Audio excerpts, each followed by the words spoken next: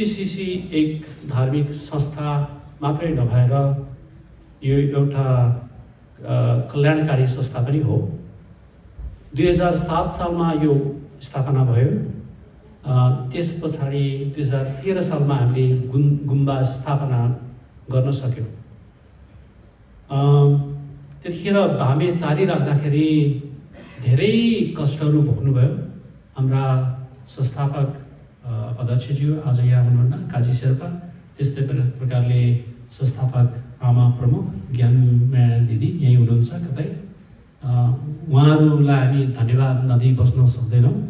उहाँहरूले यो बिसिसी युकेलाई स्थापना गरे पछाडि हामी भामे चाड्दै अगाडि बढ्दै गयौँ। आज हामी गर्वका साथ भन्न सक्छौँ कि यो संस्था अति मजबुत र बलियो भएको छ। विश्वव्यापी रूपमा पनि हामी चिनिन पुगेका छौँ।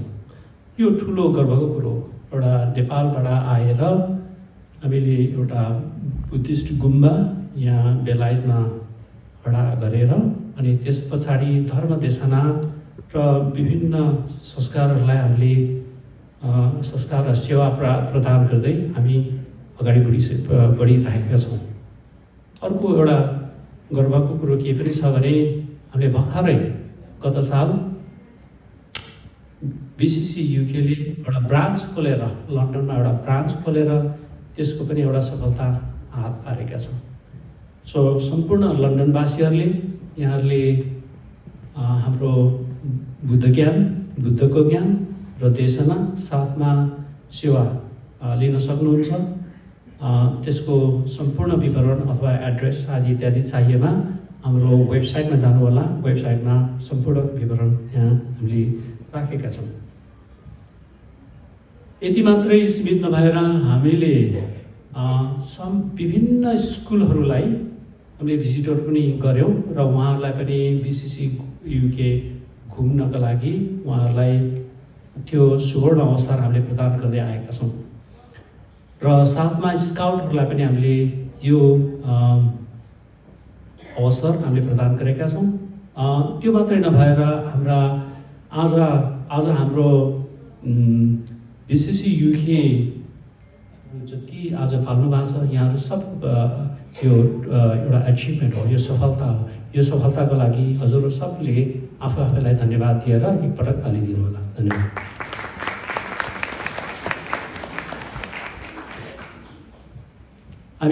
हाम्रो माग बिसिसी युके र नेपाली कम्युनिटी मात्र सीमित छैन, त्योभन्दा पनि हाम्रो माग धेरै बाहिर गइसकेको छ।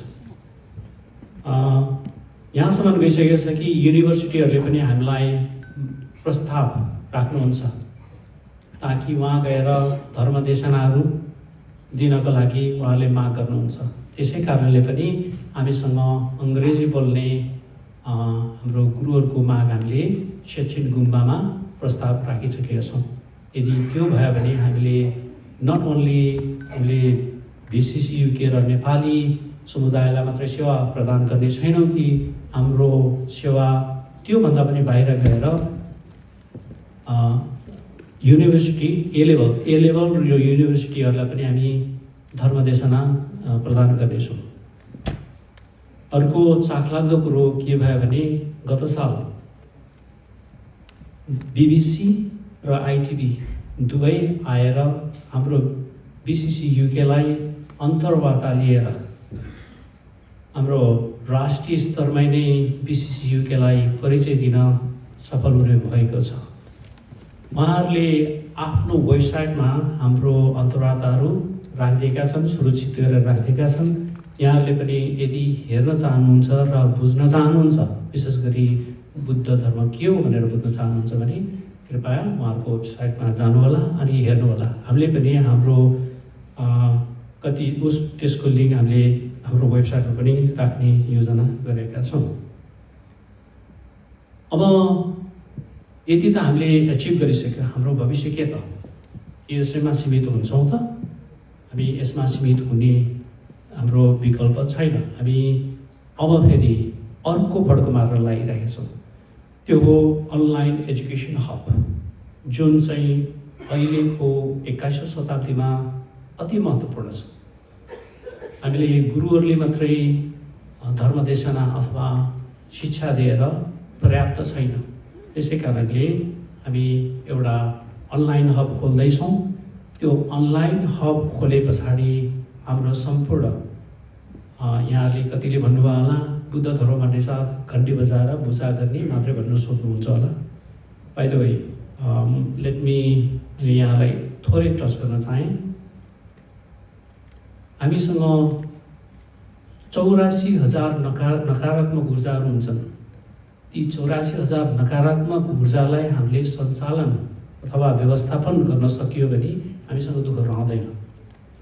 त्यो दुःख नरहनको लागि नै भगवान बुद्धले 84,000 ज्ञान छोडेर गइसक्नु भएको छ।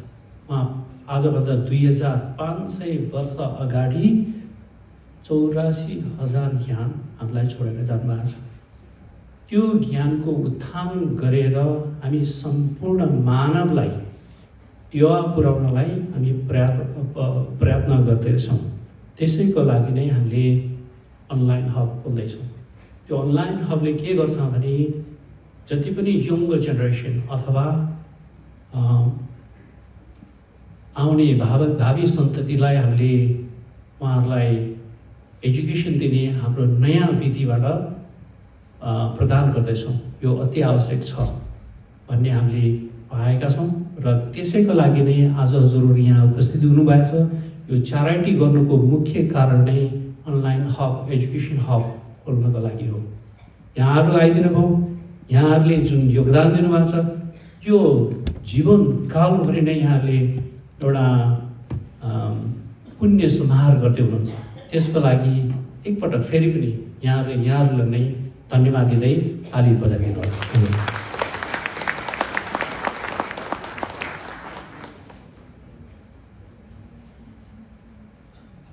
बुद्धले भन्नुभएको थियो कि मानिस भएर जन्मिन साथ हामी बिमारी हौँ। सम्पूर्ण हामी बिमारी छौँ। रोकिए त उहाँले भन्नुभएको छ कि अज्ञानता नै हाम्रो दुःखको मुख्य कारण हो। अब त्यो सुख पाउने बाटो कहाँ छ? अब बुझ्नुभयो। हामीसँग त्यो घन्टी बजाएर मने घुमाउँदैमा अथवा छ्यापल गर्दैमा र धुपबत्ती बाल्दै र बत्ती बाल्दैमा मात्रै त्यस गुम्बा अथवा बुद्ध धर्म सीमित त्यहाँ छैन। यतिका 84,000 ज्ञानहरू हामीले प्राप्त गर्नुपर्नेछ र यी कुराहरूलाई हामीले हाम्रा भावी सन्ततिलाई हामीले बाँड्न पर्ने नै छ। अब बुद्ध धर्मलाई उहाँले के पनि भन्नुभएको छ भने यो धर्म हो। धर्म र रिलिजनको व्याख्या फरक छन्। रिलिजन भन्न साथ जस्ताको तस्तै शास्त्रमा जे छ त्यसैलाई नै फलो गर्ने हो भने धर्म भनेको मानव अथवा प्राणी हितको लागि गरिने कुशल कर्मलाई धर्म भनिन्छ। सो बुद्ध धर्म हो र बुद्ध जीवन पद्धति हो। यसलाई हामीले पहिल्याउन सक्यो भने हाम्रो जीवन सहज हुन्छ भन्ने हामीले त्रिपिटक ज्ञानबाट हामी प्राप्त गर्न सकिन्छ। त्रिपिटकलाई पढ्नको लागि निकै ठुलो छ है। बाइ द वे यो नेपालीमा छापिएको भन्ने मैले पाएँ। मैले पहिलो त होइन होला तर मैले त्रिपिटक पहिले पनि मगाउँदैछु। यदि मैले प्राप्त गर्न सक्यो भने यहाँहरूलाई पनि म सूचना दिनेछु। यी आदि इत्यादि यत्रो ज्ञानको भण्डारलाई हामीले के गर्दैछौँ भने व्यवस्था गर्दैछौँ र कति त हामीले के गर्दैछौँ भने कथाकथित शब्दले हामीलाई धेरै असहज अथवा असहज नभनौँ तर हामीले त्यसलाई चाहिँ व्यवस्था गरिराखेका छौँ। अबको समय व्यवस्था गर्ने समय होइन।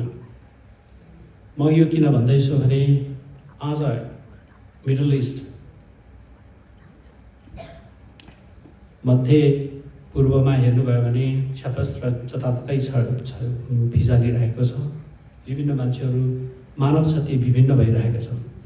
यो कारण एउटै मात्रै छ, त्यो अभिज्ञ अथवा अहम अथवा द्वेष अथवा तृष्णा यी आदिको कारण मात्रै भइरहेका छन्।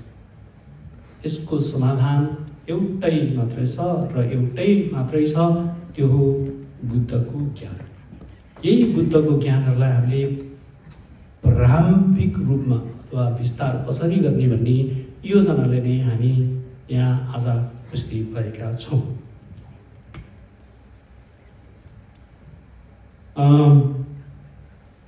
यति भन्दै म BCCले के गर्छ र बुद्ध धर्मको आवश्यकता किन रहेछ भन्ने मैले यहाँलाई जानकारी दिएँ। म केही बेर यहाँबाट ओझेल पर्नेछु र अब भने म वेलकम स्पिचको लागि हाम्रो यस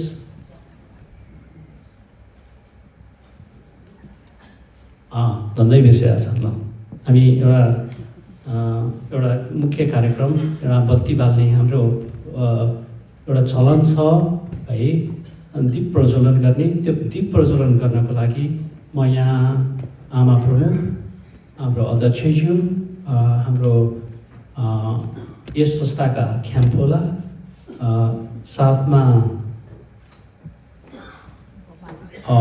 गुरु धेरै टाढा हुनुहुन्छ अरे, कता हुनुहुन्छ है। यस कारणले गर्दाखेरि म हाम्रो आमन्त्रित हाम्रो नेपालबाट पाल्नुभएको कलाकार